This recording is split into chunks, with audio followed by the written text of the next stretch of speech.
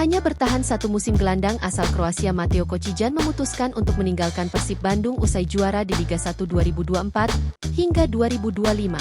Mateo Kocijan memastikan hengkan pada Kamis, 29 Mei 2025, lewat media sosial Instagramnya. Ia mengaku masih terkesan dengan momen angkat piala, namun ia harus ucap salam perpisahan. Meskipun saya masih terkesan dengan seluruh situasi ini dan menikmati setiap momen setelah semua yang telah kami capai musim ini, saya ingin mengucapkan terima kasih kepada semua yang telah menjadi bagian dari kisah indah ini, kata Kocijan. Kocijan didatangkan Persib pertama kali sejak awal musim oleh pelatih Bojan Hodak, membawa peran pelapis bagi gelandang bertahan murni Deddy Kusnandar. Sang gelandang juga dapat bermain di posisi bek tengah yang merupakan kelebihannya, sehingga beberapa kali Hodak menempatkan ia mengawal benteng pertahanan.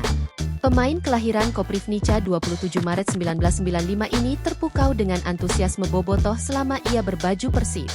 Baginya Bobotoh layak mendapatkan setiap pujian karena dukungannya yang tak pernah henti. Bobotoh, Anda telah menunjukkan bahwa Anda benar-benar sesuatu yang istimewa dan layak mendapatkan setiap pujian, tulis Kocijan.